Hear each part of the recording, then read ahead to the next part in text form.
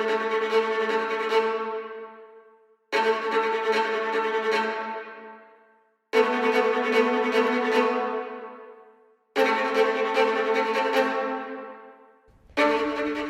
buenas tardes y bienvenidos a un nuevo programa de Viajando en el Tiempo aquí en Radio Agricultura y Agricultura TV. Y como todos los sábados estamos listas con Bárbara Bustamante. ¿Cómo estás, Barbarita? Muy bien, Maida, ¿y tú?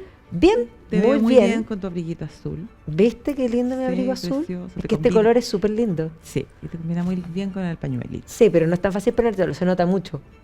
Como Sí, que me lo pongo y hay que esperar así sí, como un tiempo para volver a ponérselo. Sí, que es lo que no pasa con el negro, que uno no puede estar... Claro, el negro es como de todos los días. Sí. Sí. Nada, pues yo estoy contenta, feliz porque nos vamos a ir de viaje hoy día a conocer la historia de un país en Europa que debe tener de los paisajes más lindos, yo creo. Es lindo. La verdad es que en paisajes realmente es como de cuento. Así como que uno dice, estamos hablando de Europa Central, Danubiana, Austria. O sea, sí, mucha montaña, mucho lago, iglesitas puntúas, o sea, es como... Sí, pues, ¿no? Y además es como que uno ahí le agrega a la gente con los trajes típicos, porque Sí, ahí la gente usa. Lederhosen. Claro, su traje típico, entonces como que le da ese cuento, o sea, le da esa apariencia de cuento. Así que efectivamente vamos a ir a conocer un poco de la historia de Austria, que uno puede tener muy en mente tal vez, Imperio Austrohúngaro, a lo mejor la gente tiene también en la cabeza, no sé, la historia de Sisi, emperatriz por la serie, Francisco José con ese bigote, pero eso es una parte cortita de la historia de Austria, porque ese es el Imperio Austrohúngaro, que además fue un imperio que fue súper importante en la historia de Europa, pero que fue como Imperio Austrohúngaro cortito.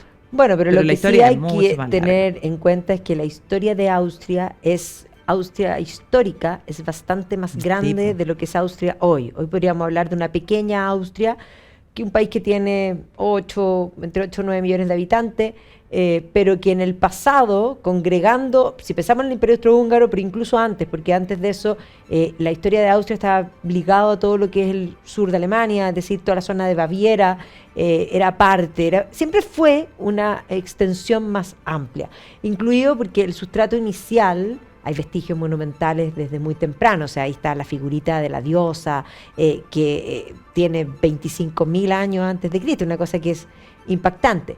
Pero claramente lo primero prehistórico fundamental es el mundo celta, la cultura de Hallstatt. Hallstatt es hasta el día de hoy un pueblo bellísimo, bellísimo, en un lago, entre un cajón así entre las montañas, y este pueblo con este lago, con la iglesita, es como de cuento, que hasta el día de hoy se visita, porque en torno a Hallstatt está lleno de minas de sal.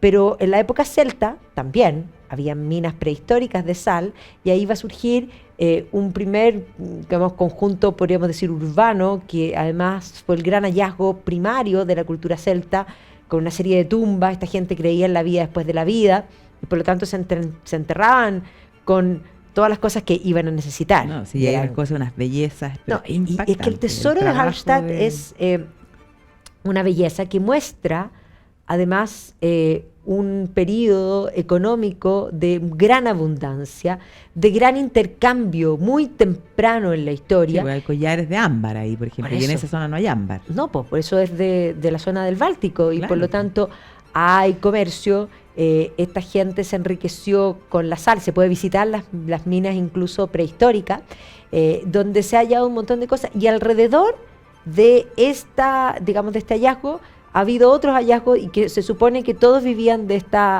digamos, de la explotación de la sal. Trabajo de la mina. Y incluso en la zona de Baviera está Honneburg, donde se encontró un tesoro fabuloso. Magnífico, que se suponía que era como de una princesa, pero así creían. Finalmente no era nada una princesa, era un príncipe.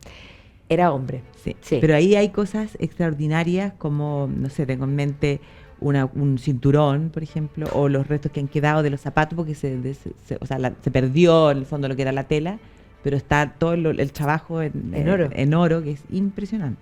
No, impresionante. Muchos han comparado ese hallazgo, porque en el fondo esto se abrió un túmulo, que un túmulo son como si fueran cerritos, claro. Pero básicamente son tumbas de paso, y al interior se encontró esta cámara mortuoria con un tesoro importante, o sea, el muerto con sus vestimentas, con un cuerno con enchapes de oro, una cosa pero realmente impresionante, pero con un carro también, que es propio de la cultura celta, y con, podríamos decir, calderos ornamentados, pero de una fineza que uno dice Sí, tenerlo en muy tu casa de temprano. decoración. Claro, o sea, yo lo pongo al tiro en mi casa, Pero de todas maneras. pero es decir, Sí, no, y además lo lindo que es. O sea, bueno, hay que buscar ahí en Google para que miren las fotos. Pero bueno, ahí eso es Hallstatt. eso es Hallstatt, Claro. que sigue exactamente igual hace siglos. Sí, pues, O maravilloso. sea, Así que hay que buscar la foto y ahí se van a dar cuenta de lo lindo, lo sofisticado, el buen gusto en la decoración. Y eso es pensar que hoy día de repente hay tanta cosa como que se ha perdido un poco el estética. culto por la belleza, por lo estético, sí. Sin duda.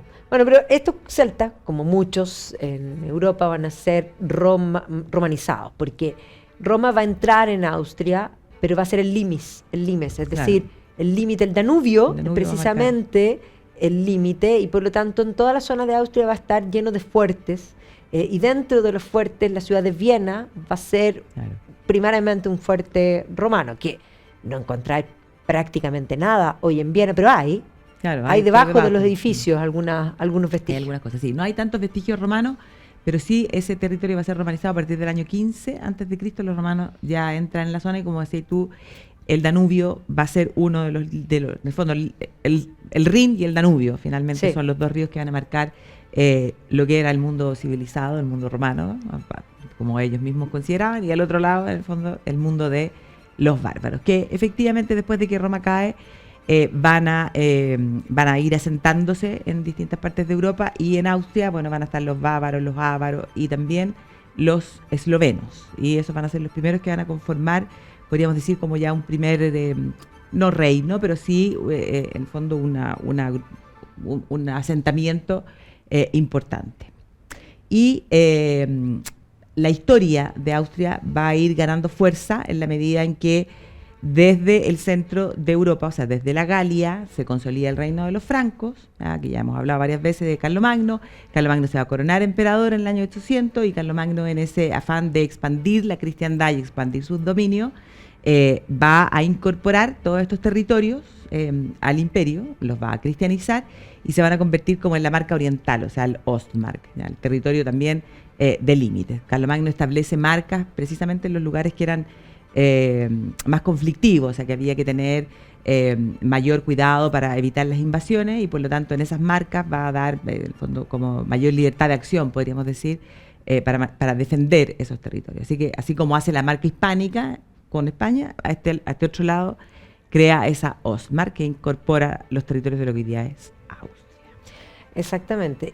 Pero ya Carlomagno hereda a su hijo Ludovico Pío, y Ludovico Pío a su vez va a dividir el imperio en tres en sus hijos. Claro. Y por lo tanto la zona que hoy es Austria va a quedar en manos de Luis el Germánico. Eso explica el porqué la historia de Francia, la historia del norte de Italia y la historia de Alemania van a tener historias distintas. Pero efectivamente en esta Francia Orientalis, como se denominaba, va a quedar en torno a Luis el Germánico, y posteriormente en ese territorio se va a reconstituir la idea de imperio con Otón. Y por lo tanto va a surgir lo que va a ser parte de la historia permanente de Austria, que va a ser la idea del Sacro Imperio Romano Germánico, como se lo denomina hoy día, que en realidad era un mosaico de distintos reinos, de distintas entidades, de distintas nacionalidades, claro, y que se englobaban en este imperio donde habían electores y elegían a un emperador. Era un imperio electivo, claro, efectivamente. Y entonces voy a volver atrás a una cosa que estaba, porque el Tratado de Verdún, por Dios que es importante, algún día debiéramos dedicarnos Tratados que cambiaron la historia. Sí, tratados que cambiaron la historia, porque Verdún es súper importante, porque claro, la Francia oriental, claro, es lo que le queda a Luis el Germánico, ahí es donde surge este imperio que decías tú, pero hay que pensar que lo que le queda a Lotario, la Lotaringia. La Lotaringia es súper importante, porque ese territorio finalmente igual va a terminar siendo absorbido, ¿ya?, por los territorios que le quedan a Carlos el Calvo, que para allá va Francia, y a Luis el Germánico. Entonces, porque uno, de repente, ¿por qué el norte de Italia? Y bueno, Italia es un país que se va a unificar, o sea, de los últimos, muy tarde, pero ¿Por qué el norte de Italia va a tener tanta presencia del mundo Germana. germano, ¿cierto? Del mundo austríaco? Hay ciudades hoy día que son ciudades italianas hoy día, pero que en realidad tienen poco de italiano si uno mira la arquitectura. Bueno, es por eso, porque finalmente en ese tratado, claro, había una división para este lotario, pero son después los dos hermanos los que terminan absorbiendo esos territorios, y entonces un lado queda más hacia Y ojo, Francia y el que otro más hacia ese Alemania. es un territorio incluso en la historia hacia adelante que va a estar entre los dos lados. O sea, si Sí, uno po. piensa en la propia Alsacia y Lorena, son zonas que efectivamente quedan como entre Tongoy y los Vilos, así Claro, como las po. empanadas Huentelauquén. Claro, exactamente. Y bueno, nosotros en el viaje que vamos a ir a Francia Sí, este pues. año, vamos a recorrer ahí entre Tongoy y Que los es Vilos. bellísimo. Entre Francia y Alemania. Claro, que Sí, es muy... Estrasburgo, por ejemplo. Claro, No, po, o sea, de partida los cero nombres, francés, yo digo, claro. es Francia, el lui parle français, mais se llaman Rikevert, Claro. Giesenheim, Strasbourg, o sea, no hay por dónde, o sea, es una zona muy germana. Exactamente. Así que bueno, ahí se forma este imperio a partir del año 962. Y entonces Austria va a ser parte, ¿ah?, de estos territorios. Y a partir del año 976 ya comienza a cobrar importancia, porque el que es emperador, el que tiene el título de emperador, le va, mediante un documento, ¿ah?, va a elevar en el fondo estos territorios a la categoría primero de margraviato, ¿ya? Entonces se habla de el margrave de estos territorios. Y ahí va a surgir una primera dinastía, que son los Babenberg, porque venían de la zona de Babenberg, y con ellos, en el fondo, va a comenzar a distinguirse, podríamos decir, dentro del mosaico que es este Sacro Imperio Romano Germánico. Sin embargo, la historia de Austria va a estar siempre vinculada y va a cobrar cada vez mayor importancia a la medida que lleguen los Habsburgo. Sin duda, bueno, en la O época de los los Babenberg Habsburgo van o a, Austria. o Austria, bueno, van a lograr conseguir en el fondo la mención de parte del emperador del Sacro Imperio Romano Germánico como distintivo, como esta idea del Österreich. Claro, el primer Es un documento que habla de Österreich, pero posteriormente los Babenberg se van a extinguir, y eso va a permitir que esto pase a Bohemia. Ottokar de Bohemia se va a hacer cargo de todos estos territorios, y ahí es donde surgen los Habsburgos, porque precisamente los Habsburgos habían surgido en Suiza, en un castillo del Halcón, como se lo denomina, pero los Habsburgos van a ir creciendo, se van a casar muy bien, van a ir adquiriendo cada vez más poder, y en un contexto, en un momento, el líder de los Habsburgos se va a enfrentar a este Ottokar. Claro. Y va a ganarle a Ottokar. Y esa es la razón del por qué los Habsburgos se van a hacer de estos territorios y van a trasladar su capital a Viena. Y por lo tanto, es más, se habla de los Habsburgos como la casa Austria. Claro, ¿Ya? claro, O sea, la casa de Austria. La Y- sede es, pero no son oriundos de Viena. Po. Son oriundos de Suiza, se trasladan, podríamos Sí. decir. Y de hecho hay una especie como de lema de lo que es la política de los Habsburgo, que es del siglo XVI. Claro, posterior. o sea, era como, los otros hagan la guerra, nosotros nos casamos. Tú, Austria, Cásate. feliz, los matrimonios concertados. Sí. O sea, mientras los otros pelean, tú Y se dedícate casaban, a se casarte. casaban o con los enemigos o con los primos, en el fondo Claro. para mantener el patrimonio o para incrementar el patrimonio. O sea, era básicamente el Claro, concepto. esa era la idea, y además que el patrimonio de los Habsburgo no fuera divisible, o sea, que fuera siempre Que tuviera fuera como pasando una completo. línea. Claro, exactamente. Así que en eso van a ser bastante inteligentes, y van a ser los propios electores del Sacro Imperio los que se van a dar cuenta de que en realidad esta es una familia importante, y van a decidir, casi que al primero, van a decidir ofrecerle a este Leopoldo la corona imperial. Así que ese va a ser el primero.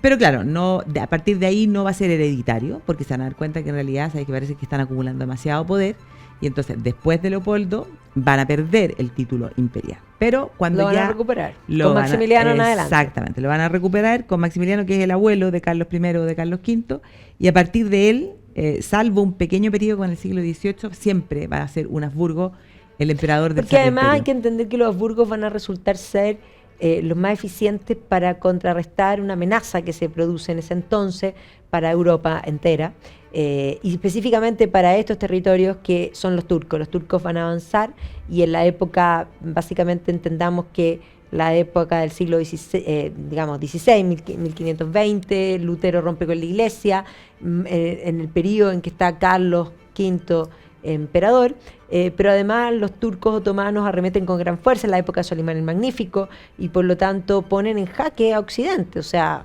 no solo van a ganar en la batalla de Moshaks y van a ocupar Hungría, muriendo el rey de Hungría, sino que van a amenazar a Viena en varias oportunidades. Y ahí hay una anécdota muy buena. Sí, pues hay una anécdota muy buena, porque Solimán va a tener como una especie de obsesión de querer llegar al corazón de los Habsburgo y tomar la capital, que era Viena. Lo va a intentar varias veces, no lo va a lograr nunca. De hecho, Solimán muere en uno de esos intentos. Pero hay una historia muy buena, porque es como el año 1683, si no me equivoco, en el que lo vuelven a intentar los turcos y no van a lograr. Y van a ser, en el fondo, los panaderos, que muy temprano en la mañana, o sea, los panaderos todos sabemos que se levantan muy temprano a hacer el pan, los que van a darse cuenta de que vienen los otomanos intentando un asedio a Viena, y son los panaderos los que finalmente van a avisar para que la autoridad y para que el ejército se defienda. Y finalmente los austríacos van a lograr derrotar, ¿ya?, a los otomanos. Y entonces, como forma de celebrar ese triunfo, los panaderos van a decidir hacer un pan, ¿ya?, para celebrar, un pan especial, y entonces van a hacer un pan con forma de media luna. ¿Y por qué de media luna? Porque, bueno, la media luna es el símbolo del Islam. Era como una mofa. Claro, era como mofándose. Y entonces ese es el origen del croissant. Que claro, no se dice croissant en alemán, pero uno tiene muy en la mente la idea de que el croissant es ese pancito enrollado así con forma de luna, es francés, o los argentinos te dirían que la media luna es argentina, claro, pero fueron los austríacos. Pero fueron los austríacos, no fue ninguno de los anteriores. Exactamente, sí. Pero bueno, lo que va a ocurrir es que, como tú decías, en 1526, cuando Solimán derrota al rey de Hungría, inmediatamente el hermano de Carlos V, ¿ya?, que era Fernando, va a reclamar esos territorios porque él era cuñado del rey de Hungría. ¿Ya? Estaban casados, de hecho, sí, eran todos emparentados, porque Luis de Hungría estaba casado con la hermana de Carlos V y Fernando, o el otro de los hermanos, estaba casado con la hermana de Luis de Hungría. Entonces estaban emparentados por todos lados. Así que Fernando se reclama el título de rey de Hungría, pero no logra recuperar todo el territorio de Hungría. Entonces hay una parte de que Hungría queda bajo los turcos. Que queda bajo los turcos, y otro que queda bajo los Habsburgo. No me cuentes más, vamos a comerciales y volvemos.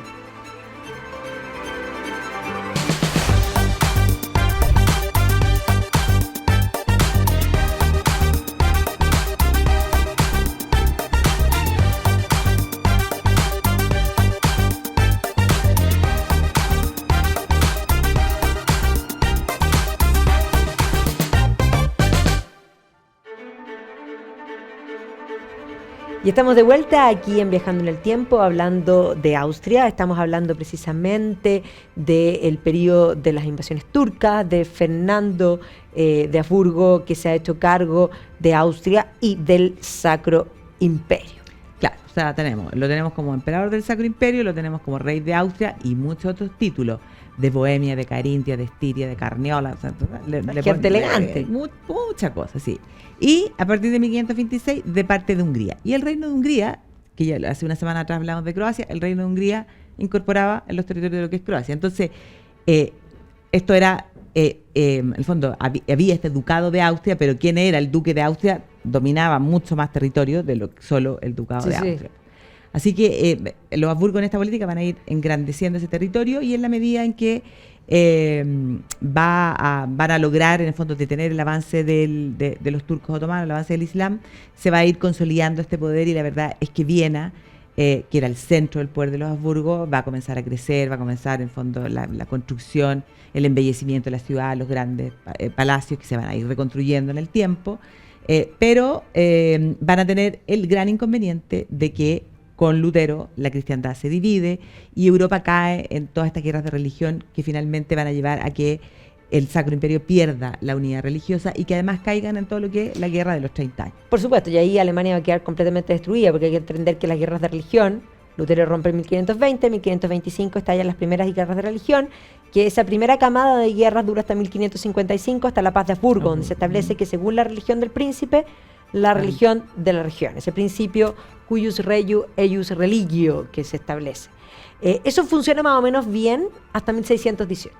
En 1618 las razones religiosas recrudecen, y estalla la guerra de los 30 años que va a durar hasta 1648. Pero esa guerra no es solo religiosa, es también política. Y esa guerra política van a meterse las potencias extranjeras, pero se va a pelear en territorio alemán. Sí, O sea, pues, Alemania va a claro. quedar diezmada. Pero eso va a permitir, en 1648 la paz de Westfalia ratifica la paz de Habsburgo, pero eso va a permitir el ascenso y podríamos decir se barajan las cartas de los poderes dentro de Alemania. Y lo que era la marca de Brandenburgo, debido a este gran elector, que era parte, uno de los electores el gran elector, va a lograr con su actuación en la guerra de los 30 años, ganarse los puntos para que se eleve a reino. Y por lo tanto, aparece el reino de Prusia, que va a ser una cosa importante, que va a hacerle bastante sombra en el tiempo, en la medida que crezca, porque Prusia además se va a constituir desde el ejército. Sí. El ejército prusiano siempre es como nombrado como el gran ejemplo. Sí, pues ahí va a estar la familia de los Hohenzollern, que va a ser otra de las familias importantes, que había sido una familia importante dentro de la historia de el Sacro Imperio también. Así que les surge competencia, ¿ya? A el reino, al ducado de Austria.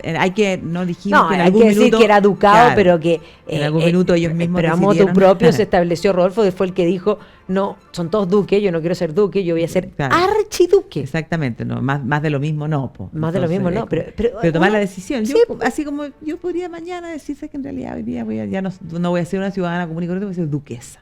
duquesa, ¿Cierto? ¿Viste? Es Bustamante. cosa de decidirlo. Es una decisión, yo Claro. creo que es algo de actitud. Claro, es actitud. Sí, bueno, actitud tenemos, de duquesa y de princesa, de todo. De todas Sí. maneras. Así que eran archiduques de Austria. Así que, pero les surge competencia porque además el reino de Prusia se eleva así como reino, pues ya tiene un rey, así que hay competencia. Y ahí hay algo bien importante que a veces uno como que lo pasa de lado, lo que tú dijiste, que este principio que se establece después de la paz de Augsburgo. Porque la verdad es que hasta que surja las ideas nacionalistas, la idea como de un Estado-nación, en realidad lo que unía a los pueblos... Era la religión. Claro, la religión, o sea, lo único importante, y eso es lo que explica que todo este territorio de Austria pudiera, o de en el fondo de este archiducado de Austria, que después va a ser imperio austríaco, fuera ese mosaico, porque a la gente lo que le importaba, la verdad, era que el gobernante tuviera la misma religión tuya, pero no, o sea, que hablara otro idioma, por ejemplo, da lo mismo. O sea, Carlos V, cuando era rey, claro, en No, España. va a llegar a España hablando flamenco. Claro, y él va a traer el castellano para acá, pero sus dominios incluían los Países Bajos, en el fondo Alemania, y ese no era el problema. El tema era que tenía que ser católico. Y eso, claro, eso se rompe, el fondo se va a ir rompiendo en la medida que vayamos avanzando en el tiempo. Así que le va a surgir esta competencia, pero la verdad es que los verdaderos problemas para este archiducado de Austria como parte importante del Sacro Imperio va a ser cuando aparezca Napoleón Bonaparte. Sin lugar a duda, pero antes de eso hay que hablar de la figura de María Teresa, porque María Teresa se va a convertir en reina después de que su padre establece esta pragmática sanción que permite que las mujeres gobiernen, y además se establece que no se pueden dividir sus territorios.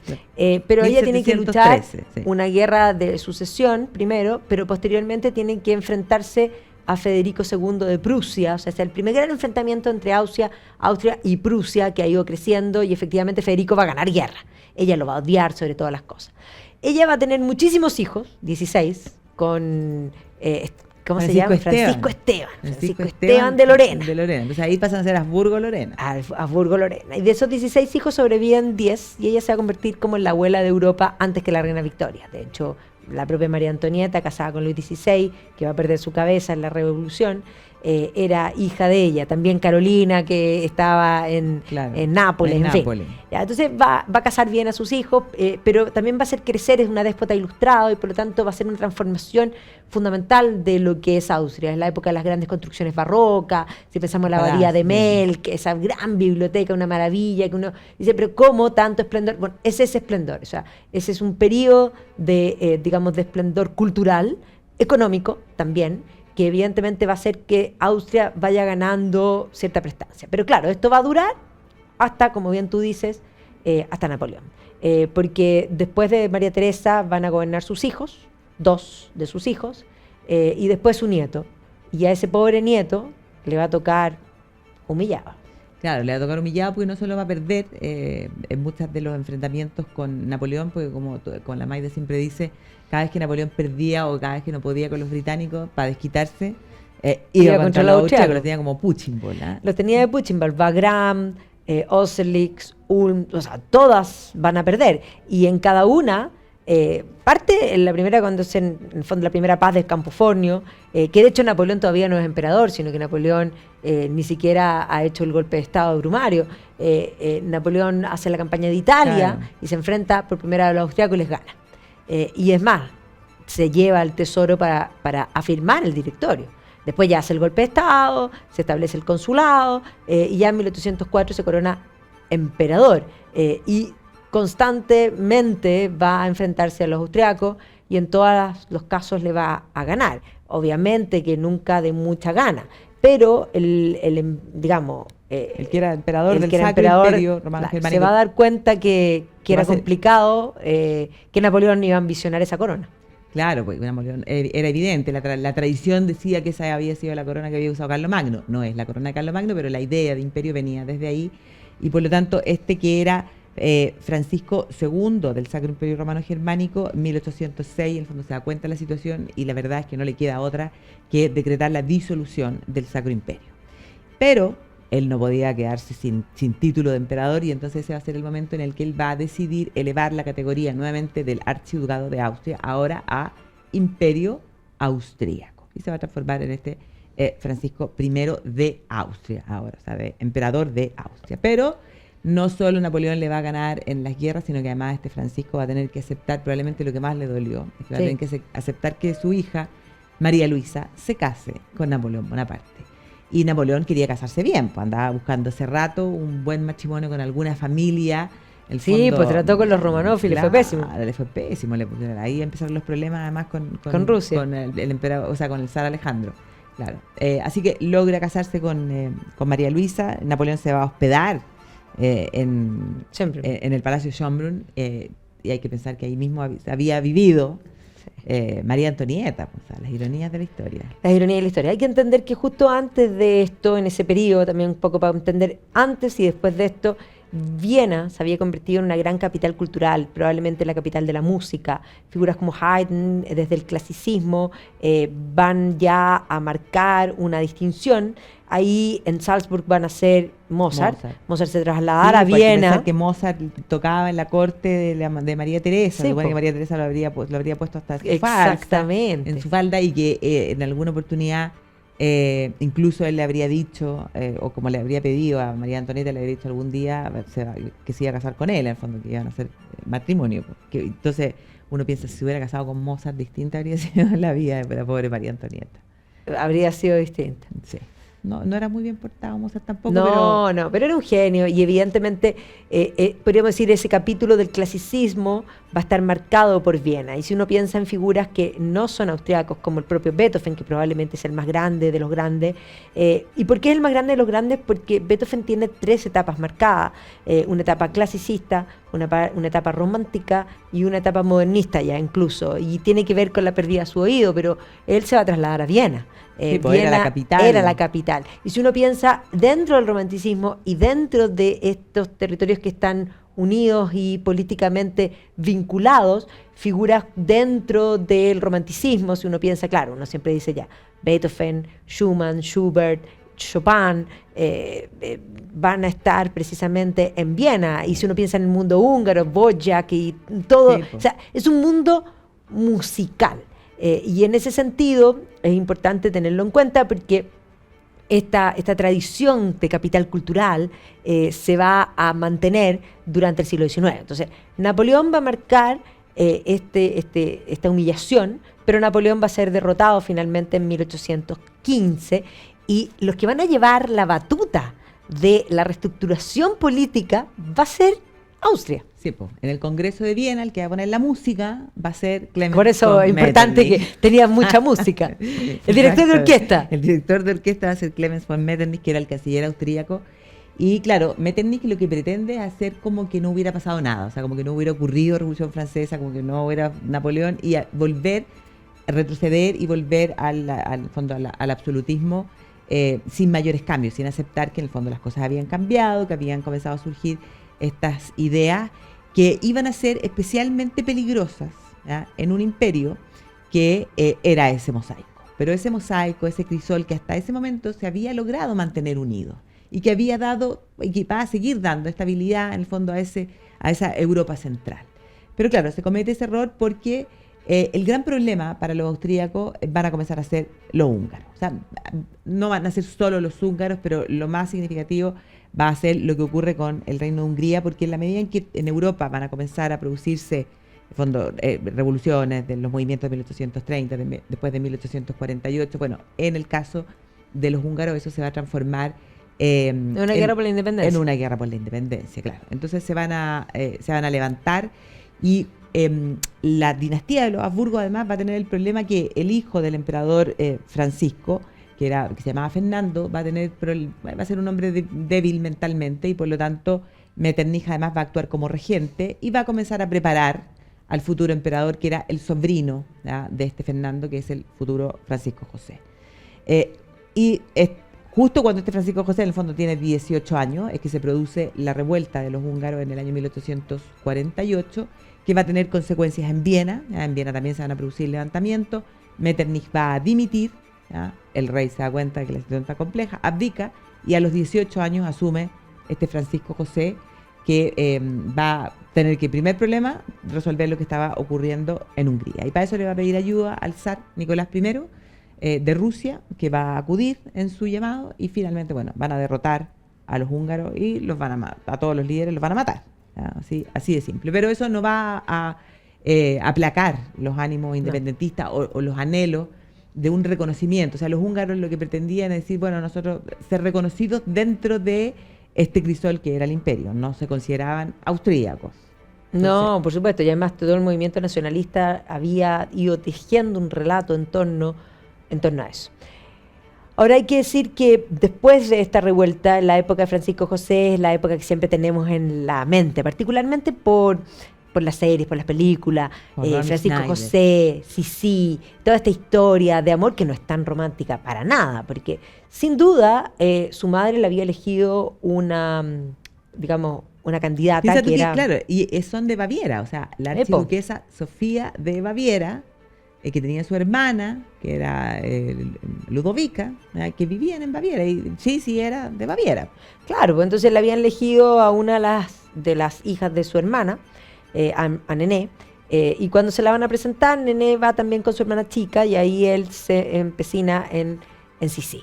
Y Sisi era distinta porque para la época era muy adelantada en muchas cosas, era deportista, tenía obsesión con los temas alimentarios, con su físico, era buena para la cerveza, era como más auténtica. Sí, pues le gustaba andar a caballo, le por gustaban eso, los ya le va a perros. encantar ella, pero ciertamente se ha tejido todo este romance que no es tan romántico porque tiene que ver con Romy Schneider, que es una belleza, con digamos esta película que tan icónica. Ella sí era muy bonita y va a ser sí un icono de la moda en muchos aspectos temprano, pero a ella no le gusta la corte y ya van a tener montones de problemas en relación a eso.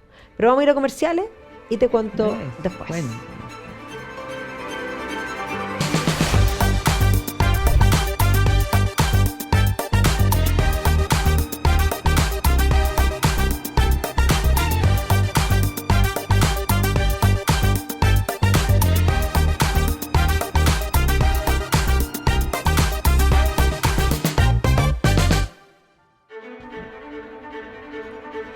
Estamos aquí de vuelta en Viajando en el Tiempo, hablando de Austria, estamos precisamente hablando de Francisco José y Sisi, de este romance no tan romántico, porque a ella no le gusta la corte, a ella le gusta salir, le gusta alejarse, posteriormente van a venir los hijos y cuando ya tiene una primera hija y un segundo hijo, ella le gustaba ir a Hungría y en uno de estos viajes, la niñita cuando vuelve, la niñita mayor, le viene tifus, si no me equivoco, Sí. y se muere. Pues. Entonces Claro. ahí la suegra... Lo más grave es eso, que la suegra le había dicho que no las llevara, que era muy peligroso el viaje para las niñitas, un viaje largo, y entonces ya se viene la enemistad completa y ella después de ese embarazo va a tener un tercer hijo que es Rodolfo, el heredero, Pero ahí la suegra le dice, ¿sabes qué? Tú no estás en condiciones de criar a tus hijos, y en el fondo comienza a criarlos ella.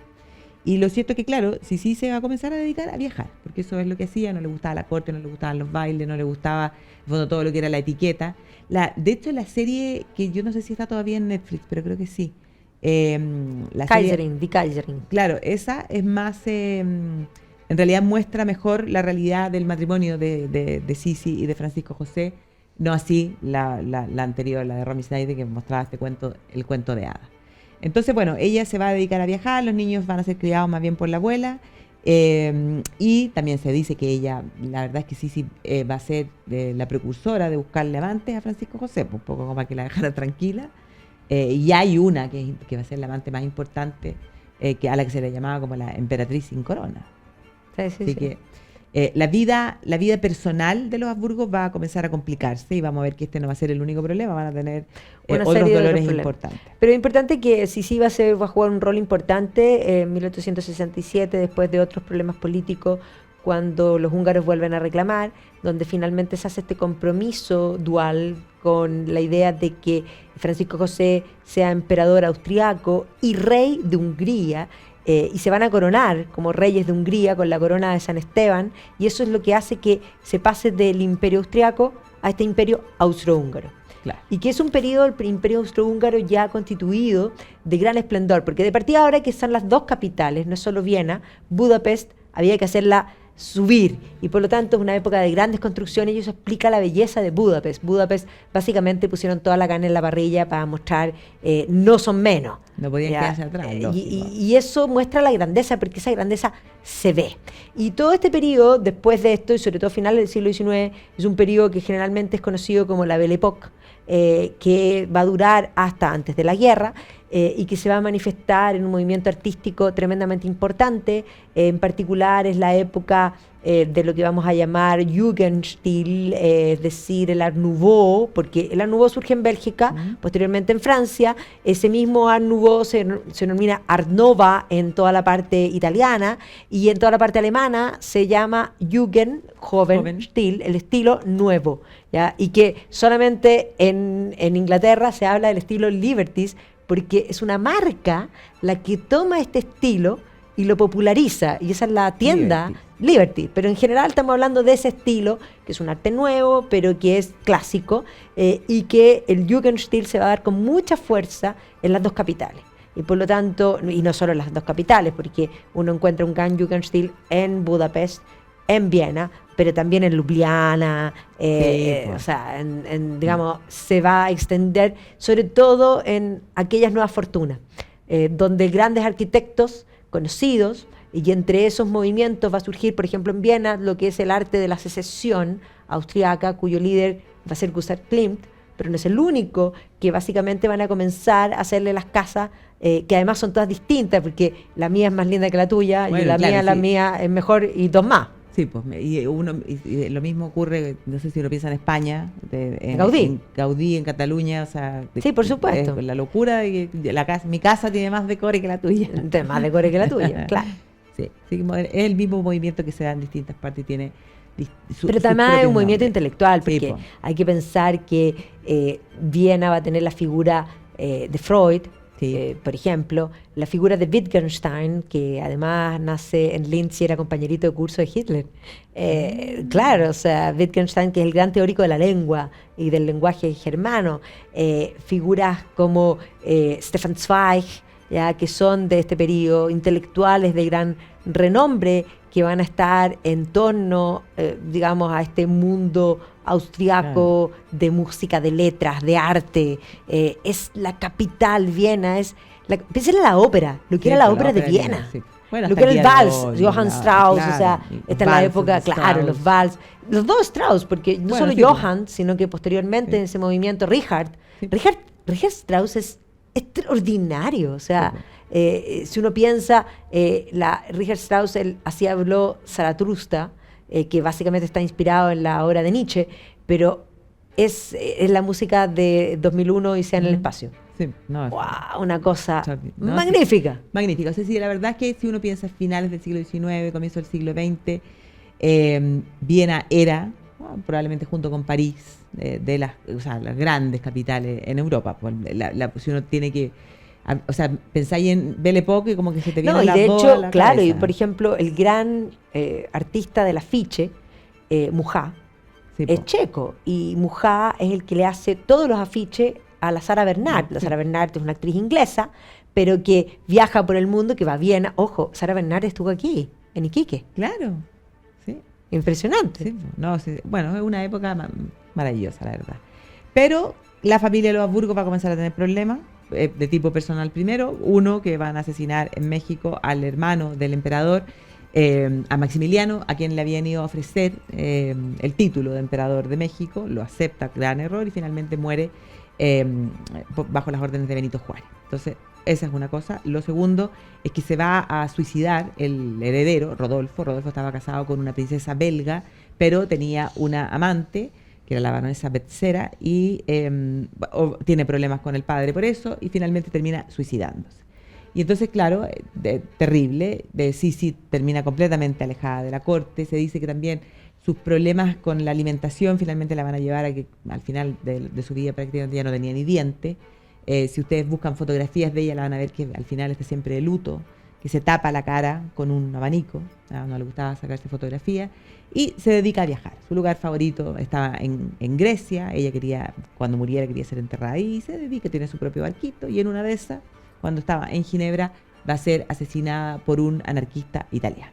Así que ahí Francisco José va a decir, en mi imperio el dolor no tiene ocaso, una cosa así. Se organizan grandes funerales para la emperatriz, pero la verdad es que ya ahí el mundo está así a poquitos años de que se iniciara la Primera Guerra Mundial, que va a partir ahí en los Balcanes. Precisamente porque el Imperio Turco está desintegrándose y hay dos grandes actores que ansían el mundo turco. Por una parte, Rusia, que se ha levantado como la madre de los pueblos eslavos, y por otro lado, Austria, que ya tenía gran parte de lo que son los Balcanes anteriormente. O sea, lo que era Croacia estaba incorporado al Reino de Hungría y por lo tanto había quedado atado, pero en 1908 se van a anexar Bosnia-Herzegovina. Esto va a traer la ira del mundo croata, que también aspiraba a una gran, o sea, del mundo, digamos, serbio, que aspiraba a una gran Serbia, y esa es la razón por la que el archiduque Franz Ferdinand, Francisco Fernando, que era el heredero, el sobrino, va a ser asesinado ahí, y eso es lo que va a gatillar la guerra, porque el Kaiser alemán, el segundo imperio alemán que se había constituido, que ahora el gobernante era Guillermo II, se había unificado tarde Alemania, y querían colonia. Los mapas se cambian con guerra, y es más, sabía que tenía el mejor ejército y buscaba la guerra. Pero esta era la mejor excusa, y por lo tanto va donde el Kaiser austriaco a decirle: yo estoy con usted. Primo hermano, además.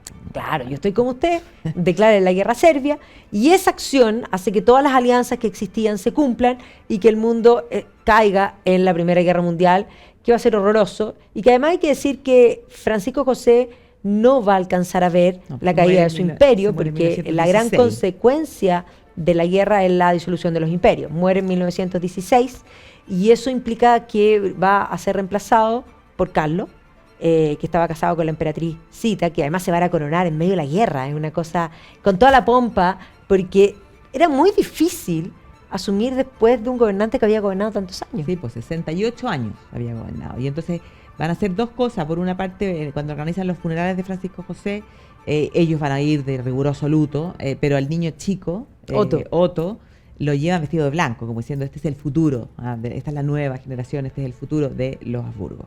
Pero claro, se corona en medio de la guerra, se va a generar ciertas críticas, o sea, coronarse en medio de la guerra.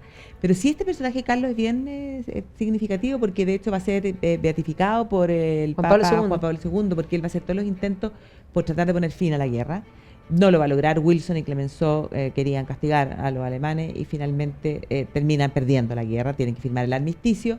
Y ahí, claro, la disolución de los imperios, y con el imperio austrohúngaro, o sea, se van a ensañar, la verdad, porque va a quedar completamente dividido, ¿ya?, en todo lo que era ese mosaico. Van a ser dos tratados, el de Trianon y el de Saint-Germain, y ahí es donde finalmente Austria queda convertida en un país chiquitito, sin salida al mar, que hace que hoy día, como decíamos al comienzo, tenga solo entre 8 y 9 millones de habitantes. Claro, y ahí hay que decir que los años 20 van a ser malos, la inflación y la situación económica va a ser muy mala. Finalmente va a llegar al poder Dreyfus, Dreyfus va a ordenar bastante las cosas, Dreyfus siendo que es un protofascista, podríamos decir, pero va a terminar prohibiendo los partidos políticos, tanto el Partido Comunista como el Partido Nazi.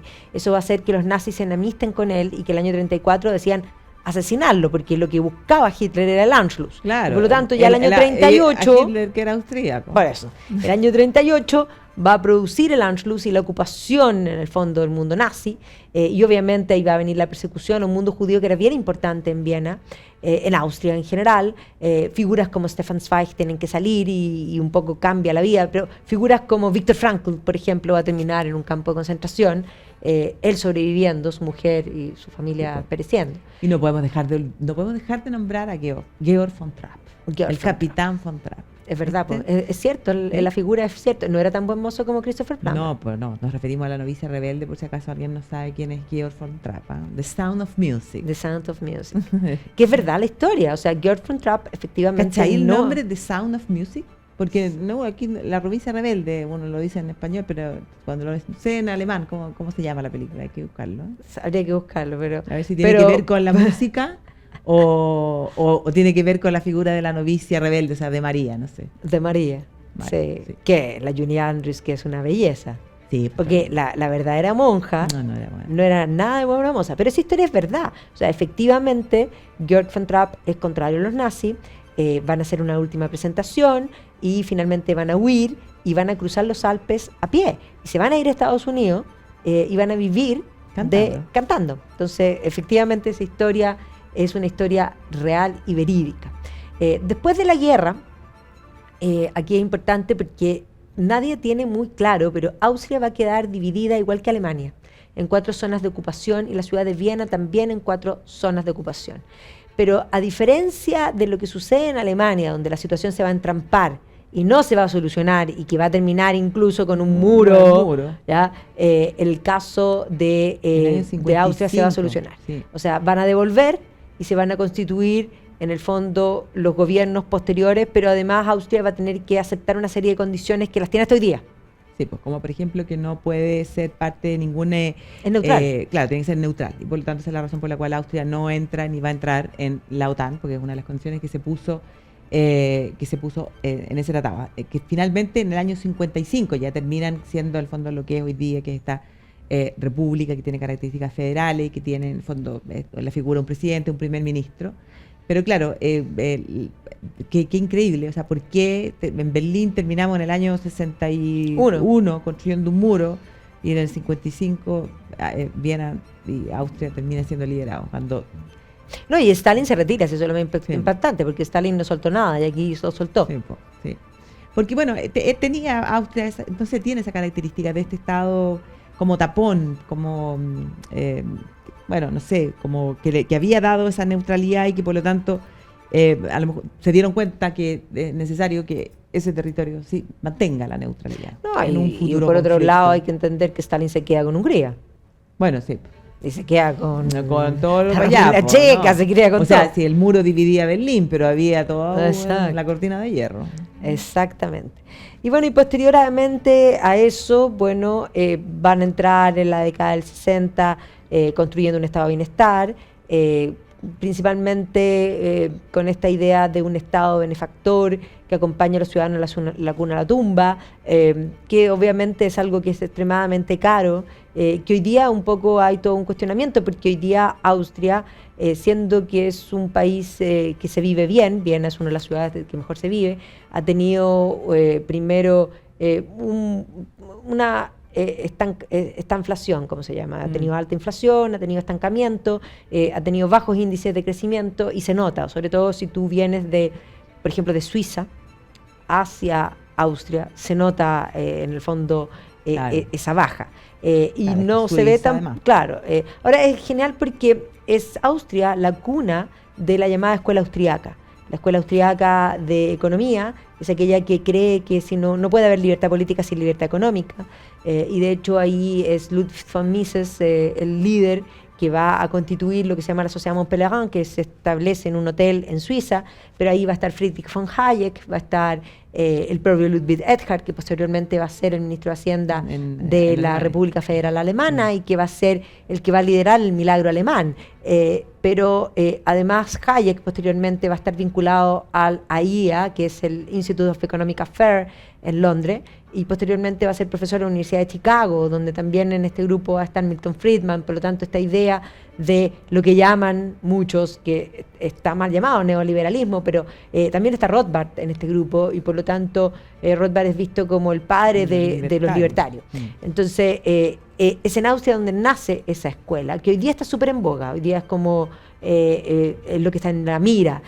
Probablemente lo que está aplicando Milei en Argentina tiene que ver precisamente con esa visión, que ya le funcionó a la Thatcher, que hizo crecer enormemente el Reino Unido, y que, ojo... la Thatcher no lo inventó, ¿no? No lo inventó la Thatcher. Miró un ejemplo Aquí lo hizo primero, en el fondo, el grupo de los Chicago Boys, y Milton Friedman aplicaron el año 74 esas ideas acá funcionó, el año 79 la Thatcher allá, y si uno ve un poco esa misma receta de bajar los impuestos y otras cosas, lo están aplicando hoy día a los países que les está yendo mejor dentro de Europa. O sea, un caso que estuvimos hablando de eso hace unas semanas, Irlanda, porque si uno piensa hace 20 años atrás, Irlanda tenía la mitad del PIB que el Reino Unido. Sí. Hace 10 años atrás estaban igual, y hoy día es el doble. Sí, impresionante. Es impresionante el cambio. Sí, pues ojalá que, no sé, Dios nos ilumine aquí en Chile. Bueno, pero en todo caso Austria es magnífico. Me quedé pensando una cosa, no sé si estamos ya en el tiempo, pero la neutralidad necesaria de los austríacos, ¿por qué impuesta? O sea, más que necesaria, porque tan importante que se mantenga. Yo creo que también tiene que ver con el miedo que en general Europa le tiene a Alemania. Alemania es muy grande para Europa, muy chica para el mundo, pero si Alemania en alguna otra oportunidad en la historia tiene ánimos de volver a ser imperio, evidentemente que va a mirar a los austríacos para ir ampliando territorio. Sí, por supuesto. Así que hay que mantener a Austria neutral. Bueno, pero Austria es magnífica. Yo tengo que mencionar, aparte de la Sacher-Torte, que la gente va ahí al Hotel Sacher, que era el gran lugar donde se comía esta torta y se sigue comiendo esta torta. A mí lo que me fascinan son las Mozartkugel, porque además todo es Mozart. De hecho, la última vez que estuve en Viena, nos quedamos en un hotel que estaba al lado de San Stefan, en una callecita así, bien bonito, como antiguo, y de repente empezamos a buscar la casa de Mozart, y tú sabes que el hotel era parte de la casa de Mozart. Claro. O sea, extraordinario, todo es Mozart. Y las Mozartkugel hay una con pistacho. Sí, que todo lo que tiene pistacho es fantástico. Sí, y hay que decir que la música sigue siendo parte, porque si tú piensas en los niños cantores de Viena, los conciertos de Año Nuevo, que hasta el día de hoy la Orquesta Filarmónica de Viena es una cosa magnífica. Pero incluso la música popular, a mí me encantaba Falco. Que además era tan buen mozo. Era bien buen mozo. Sí. Era bien buen mozo, además era como cool. Y esta cosa de, no sé, pues yo estaba en un colegio alemán, de que lograra poner, porque él cantaba en inglés, muchas cosas, no todo, pero cantaba en híbridos. Parte en alemán, parte en inglés. El álbum de Rock Me Amadeus es impresionante, pero ahí está Der Kommissar, que era en alemán y que va a marcar de los primeros números en el Billboard y la gente tarareaba en alemán, o sea, cantaba sin hablar. Sí. Así que no, entretenido. Y bueno, hay que decir que es la tierra de Jaworowski, de la Red Bull. De la Red Bull, que Red Bull hoy día es mucho más que una bebida energética. No, Piensa claro. tú que es una escudería, que además, bueno, hay que decir... Oye, vi la película de la Fórmula de Brad Pitt, me quedé con ganas de ver todas las carreras ahora. Bueno, de hecho, Niki Lauda era austriaco. Sí. Así que hay figuras súper importantes austriacas, actores importantes, más allá de Schwarzenegger, está también bueno, está la niña que inventó los... Schneider no es austríaca, ¿sí? Creo que es alemana, si no me equivoco, pero no, extraordinario.